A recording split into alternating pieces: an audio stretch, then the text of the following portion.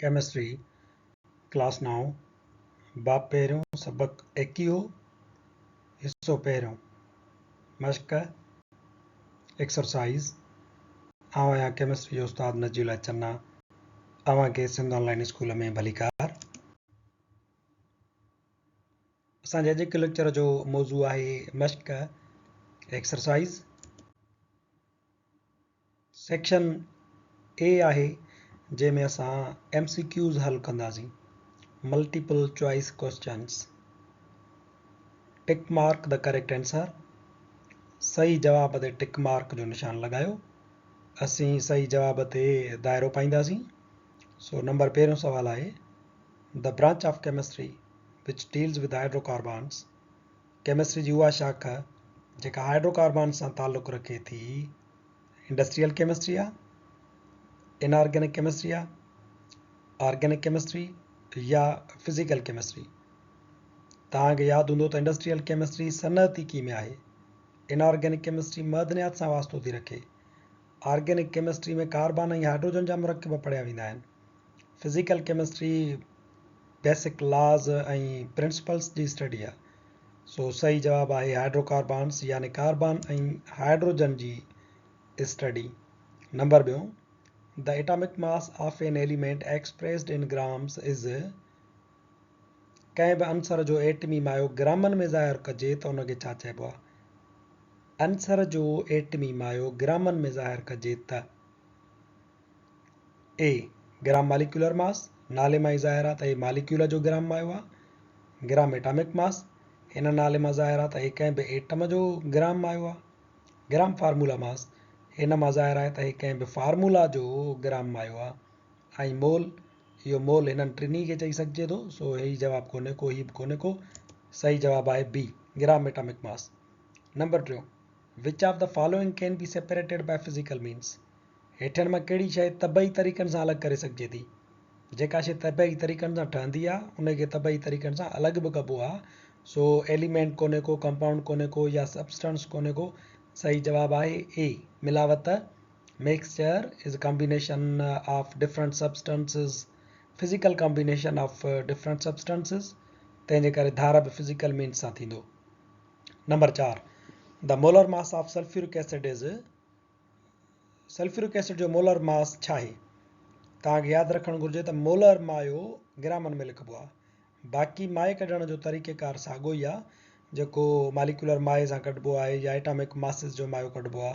Hydrogen जा 2 atom आहिनि, sulphur जो हिकिड़ो, ऑक्सीजन जा 4 आहिनि, त इन्हनि जो एटमी मायो कढी करे ऐं असां उहो जोड़ कंदासीं त असांखे ग्रामनि में हिन जो जवाबु मिलंदो, त उहो हूंदो मोलर मास। सो हाइड्रोजन जा 2, ऑक्सीजन जा 4 एटम आहिनि त 400 ज़रब कंदासीं, सल्फर जा 32 जोड़ कंदासीं। सो सही जवाबु असांजो तक़रीबन वञी करे अंदाज़े मूजिबि बि तव्हां लॻायो त उहो 98 ग्राम थींदो, छो त 9.8 या 9.8 इहो जवाबु कोन ईंदो। हिकिड़ी ऑक्सीजन जो ई 16 ग्राम वज़न आहे मोलर मायो, त चइनि जो त हिननि ॿिन्ही खां उहो ई वधी वियो। सो ही जवाबु सी करेक्ट आंसर आहे। Number 5, the molecule consist of 2 atoms. अहिड़ो मालिक्यूल जेको 2 एटमनि ते मुश्तमिल हुजे त उनखे छा चइजे? मोनो एटॉमिक मालिक्यूल, मोनो माना हिकु, पोली एटॉमिक मालिक्यूल, पोली माना घणा, हेट्रो एटॉमिक मालिक्यूल, हेट्रो यानी मुख़्तलिफ़ एटमनि वारो molecule, diatomic molecule, di माना 2। सो सही जवाबु इहो ई आहे D diatomic molecule is a molecule consisting of 2 atoms. Number 6, a formula that indicates actual number and type of atoms in a molecule is called। अहिड़ो फार्मूलो जेको कंहिं बि मालिक्यूल में एटमनि जो असुल तादाद ऐं क़िस्म ज़ाहिर करे त उनखे छा चइबो आहे? केमिकल फार्मूला, इहो जनरल नालो आहे, तंहिंजे करे हिन जो जवाबु इहो नथो थी सघे। एम्पिरिकल फार्मूला, सादो फार्मूलो जंहिंमें सादी निस्बत हूंदी आहे एटमनि जी, यानी इहो जवाबु न आहे। C molecular formula, D formula mass. हाणे फार्मूला मास जो जवाबु त आहे ई कोन, हिते फार्मूला थो पुछा करे, ही मास आहे। सो सही जवाबु आहे सी मालिक्यूलर फार्मूला। उहो फार्मूलो हूंदो आहे जेको मालिक्यूल जे अंदरि एटमनि जो तादाद ऐं एक्चुअल नंबर ॿुधाईंदो आहे त केतिरा केतिरा एटम कंहिंजा मौजूदु आहिनि। Number 7, ethyl alcohol was prepared by. Ethyl alcohol कंहिं तयारु कयो? हाणे इथाइल अल्कोहल तव्हांखे यादि हुजे त इहो एंटीसेप्टिक आहे, जरासीमनि खे मारींदड़ आहे। सो अहिड़ो मुस्लमान साइंसदान जंहिंजो वास्तो जरासीमनि सां ऐं ज़ख़्मनि सां सफ़ाई सुथराईअ सां हुजे त उहो केरु हुयो? उहो आहे बी अल-राज़ी, छो त इहो हिकु सर्जन हुयो। इन मरीज़नि जा कट ऐं ज़ख़्म उन्हनि जूं सर्जरियूं करण जे लाइ इथाइल अल्कोहल ठाहियो हुयो, छो त इहो एंटीसेप्टिक आहे, जरासीमनि वग़ैरह खां साफ़ कंदो आहे। नंबर 8 सवाल आहे, which of the following is not a homoatomic? हेठियनि मां कहिड़ो होमोएटॉमिक नाहे? ही मालिक्यूल ॾिनल आहिनि। होमो माना साॻियनि एटमनि वारो मालिक्यूल, होमो माना साॻिया। हाणे साॻिया एटम कंहिं में आहिनि? सिर्फ़ु हिन में। सो सही जवाबु असांजो ही आहे अमोनिया, हीउ होमोएटॉमिक न आहे। H2O बि आहे सही जवाबु, हीउ बि होमोएटॉमिक न आहे। कार्बन डाइऑक्साइड बि सही जवाबु आहे, छो त इहो बि होमोएटॉमिक न आहे। तंहिंजे करे सवाल खे असां जीअं किताब में ॾिनल आहे उनखे थोरो दुरुस्त था कयूंसि, नॉट खे असां ठाहियूं था। सवाल थी वियो असांजो which of the following is a homoatomic. हाणे सही जवाबु आहे हाइड्रोजन होमोएटॉमिक आहे, बाक़ी इहे टई न आहिनि, छो त MCQs में हिकिड़ो चूंडणो हूंदो आहे, तंहिंजे करे असां सवाल खे थोरो तब्दील कयोसीं। Number 9, the empirical formula of hydrogen peroxide is, hydrogen peroxide जो एम्पिरिकल फार्मूलो, सादो फार्मूलो कहिड़ो आहे? तव्हांखे हाइड्रोजन पेरोक्साइड जो फार्मूलो यादि हुजे त उहो ही आहे, मालिक्यूलर फार्मूलो H2O2। हाणे इन जो सादो फार्मूलो थींदो त इनखे तव्हां सादो कयो, खोड़ा आणोसि, हिन ते बि ॿिनि जो ईंदो, हिन ते बि ॿिनि जो ईंदो, हिकु हिकु दफ़ो। सही जवाबु आयो ए। HO is simple are empirical formula of hydrogen peroxide. Number 10, a piece of matter in pure form is termed as. मादे जी ख़ालिस सूरत खे छा चइबो आहे? रेडिकल, रेडिकल अलॻि मामिलो आहे, इहो जवाबु कोन्हे को। मिक्सचर, मिलावट प्योर थींदी ई कोन्हे का। कंपाउंड, कंपाउंड प्योर फॉर्म हूंदो आहे। सब्सटेंस, सब्सटेंस प्योर फॉर्म हूंदो आहे। तंहिंजे करे ॿिन्ही मां हिकिड़ो जवाबु सही आहे, जवाबु आहे डी, छो त रुॻो कंपाउंड मादे जी उहा सूरत न आहे जेको ख़ालिस हुजे, इन सां गॾु अंसर बि ख़ालिस थींदो आहे। तंहिंजे करे सही जवाबु आहे सब्सटेंस। मादे जी उहा सूरत जेका प्योर हुजे उनखे सब्सटेंस सॾिबो आहे।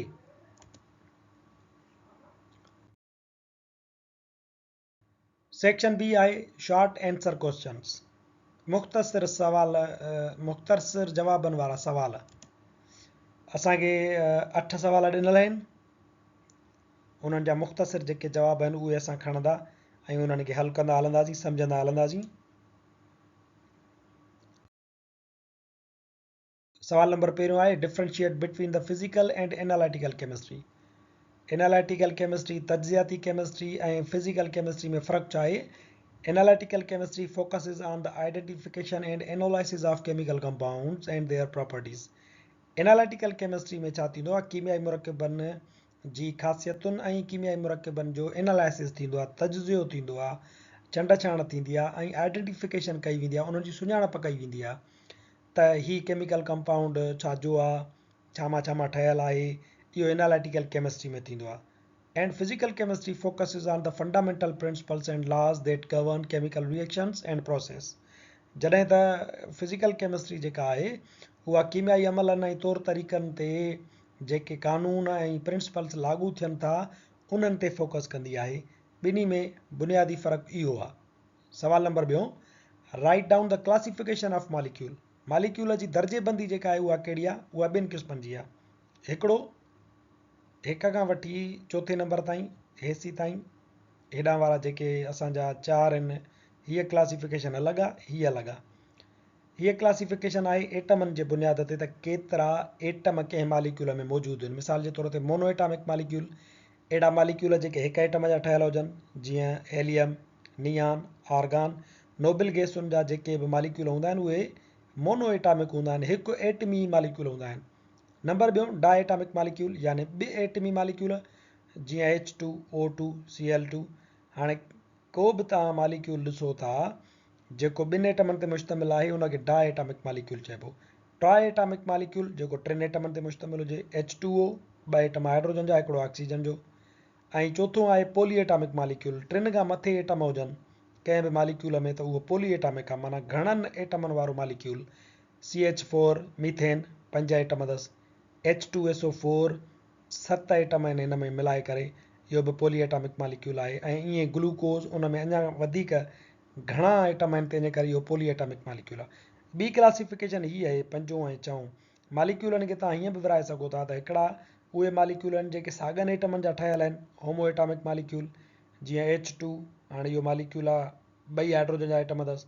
O3, 3 एटम ऑक्सीजन जा ई गॾिजी हिकिड़ो मालिक्यूल ठाहियो अथनि। P4, 4 फास्फोरस जा एटम गॾिजी उन्हनि मालिक्यूल ठाहियो आहे, पर आहिनि सभु साॻा, सो होमो एटॉमिक मालिक्यूल इन्हनि खे चइबो आहे।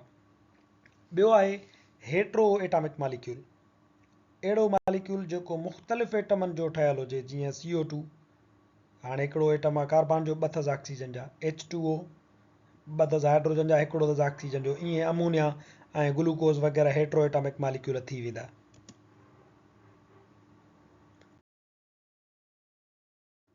सवाल नंबर 3 आहे identify the differences among the following.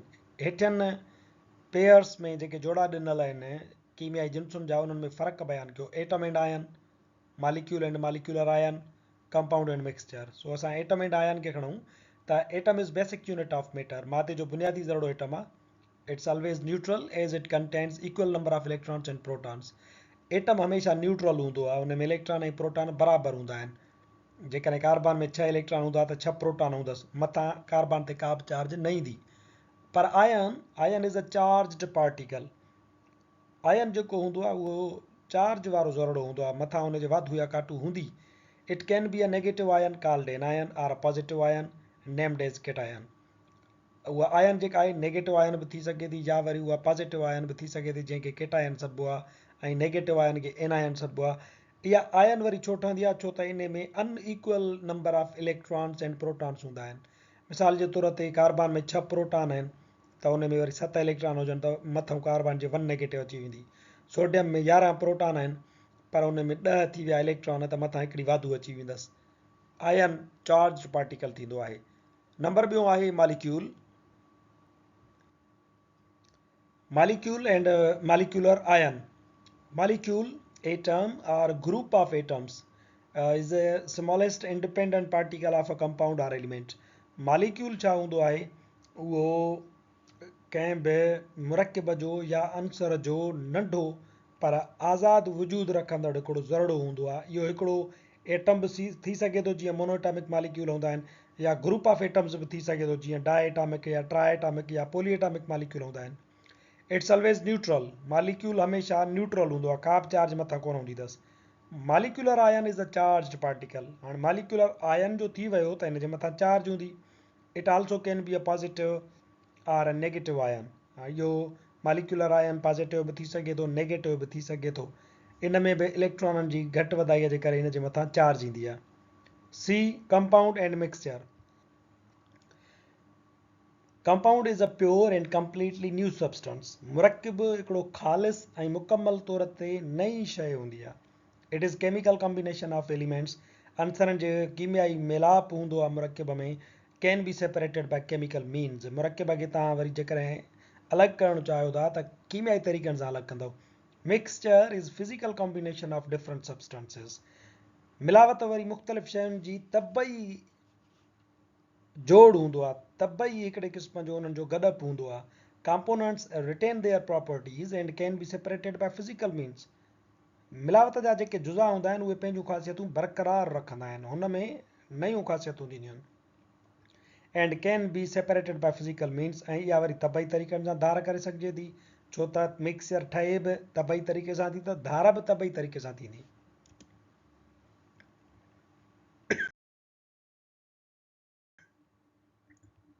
Number चौथों, डिफाइन द फॉलोइंग टर्म्स। हेठि ही इस्तिलाह ॾिनल आहिनि, इन्हनि जी वस्प लिखणी आहे। ग्राम एटॉमिक मास, ग्राम मालिक्यूलर मास और ग्राम फार्मूला मास। सोलो तरीक़ो इहो आहे, बस सिर्फ़ु इहो आहे, तव्हांखे यादि रखणु घुरिजे त when atomic mass is written in grams that's called as gram atomic mass, ऐं gram molecular mass when molecular mass is written in grams that's called as gram molecular mass. ईअं ई वरी फार्मूला मास खे ग्रामनि में लिखो त चइबो gram formula mass.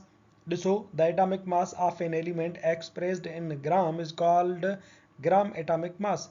It is also called as 1 mole. इन खे हिकिड़ो मोल पिणु सॾिबो आहे। मिसाल जे तौर ते ॾिसो, ऑक्सीजन जो हूअं मायो घणो आहे 16 AMU, पर जॾहिं इन खे असां लिखियोसीं 16 ग्राम, त इन खे चवंदासीं gram atomic mass of oxygen 16 gram. ऐं इहो ई 16 gram 1 mole of oxygen element जो थींदो gram atomic mass of carbon 12 gram ऐं 1 मोल ऑफ कार्बन एलिमेंट उहो 12 ग्राम थी वियो। ईअं ई वरी मॉलिक्यूलर मास कंहिं बि एलिमेंट जो या कंपाउंड जो जेकॾहिं मॉलिक्यूलर मास ग्रामनि में था लिखूं त उनखे सॾिबो ग्राम मॉलिक्यूलर मास ऐं हिकिड़े ग्राम मॉलिक्यूलर मास खे चइबो 1 मोल। जीअं पाणीअ जो मॉलिक्यूलर मास 18 AMU आहे पर ग्राम मॉलिक्यूलर मास छा थींदुसि 18 ग्राम ऐं 18 ग्राम खे असां चवंदासीं 1 मोल ऑफ वाटर। ईअं ई वरी formula mass if formula mass of an ionic compound is expressed in grams, that's called as gram formula mass. It is also called as 1 mole. Gram formula mass of sodium chloride is 58.5 grams and that will be equal to 1 mole of sodium chloride.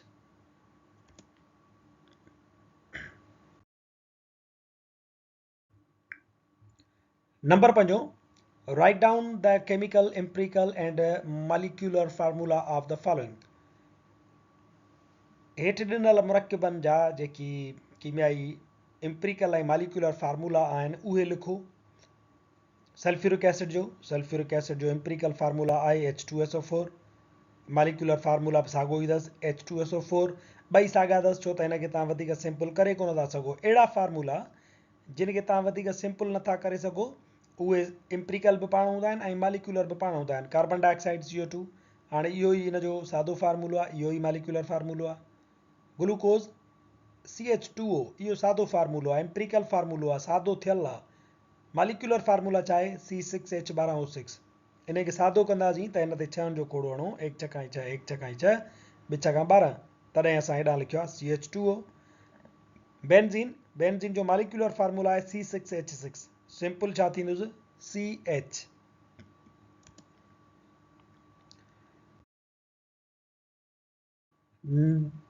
सवाल number 6 आहे what is free radical. Free radical छा खे चइबो आहे? Free radicals are atoms and group of atoms having number of unpaired electrons.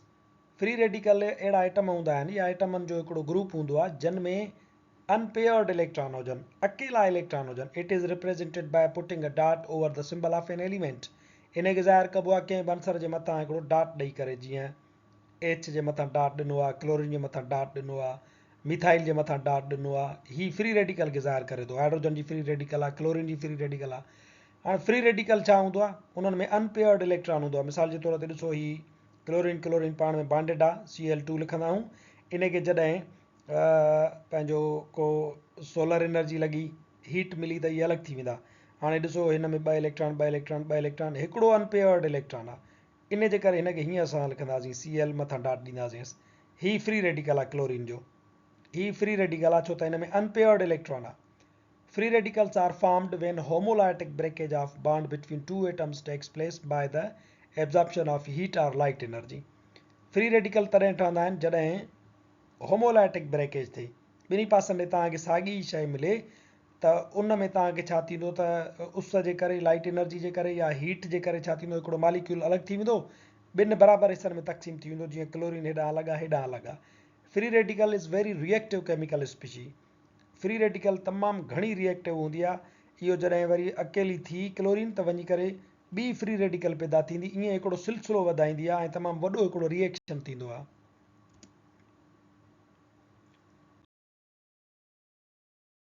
सवाल number 7 आहे describe relationship between empirical and molecular formula, explain with examples. Empirical formula ऐं molecular formula जो पाण में तालुक़ कहिड़ो आहे, मिसालनि सां सम्झायो। Empirical formula shows simplest ratio of each atoms present in a molecule. कंहिं बि मॉलिक्यूल में मौजूदु एटमनि जो सादो रेशो एम्पिरिकल फार्मूला में ॾेखारियल हूंदो आहे। Molecular formula is derived from empirical formula. Molecular फार्मूलो एम्पिरिकल फार्मूला मां ड्राइव थियल हूंदो आहे। ऐं वरी ईअं बि चई सघो था त एम्पिरिकल फार्मूलो जेको आहे उहो मॉलिक्यूलर फार्मूले जी सादी सूरत हूंदो आहे। Molecular formula of a compound may be same or multiple of empirical formula. Molecular फार्मूलो कंहिं बि मुरकब जो एम्पिरिकल फार्मूला जहिड़ो ई थी सघे थो या वरी हुनजो मल्टीपल बि थी सघे थो। जीअं H2O एम्पिरिकल फार्मूलो बि साॻियो आहे ऐं मॉलिक्यूलर फार्मूलो बि साॻियो आहे H2O, पर वरी मल्टीपल बि थी सघे थो। मिसाल जे तौर ते जेकॾहिं असां बेंजीन था खणूं, हाणे बेंजीन जो एम्पिरिकल फार्मूलो आहे CH। हे एम्पिरिकल फार्मूलो ब्रैकेट में रखियोसीं CH, हेॾो असां ॾियूं था N हिकिड़ो होल नंबर। हाणे इहो 6 हिन सां ज़रब कयोसीं कार्बन सां 1 6 6, कार्बन जे हेठां अची वियो C6 H जे हेठां 6 कयोसीं, इहो थियो H6, यानी C6H6 इहो मालिक्यूलर फार्मूला असांखे मिली वियो एम्पिरिकल फार्मूला मंझां।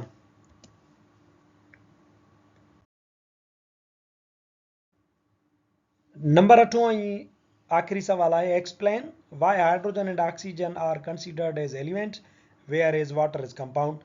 इहो तव्हां वज़ाहत कयो त हाइड्रोजन ऐं ऑक्सीजन खे अंसर छो थो चयो वञे ऐं पाणीअ खे मुरकिब छो थो चयो वञे।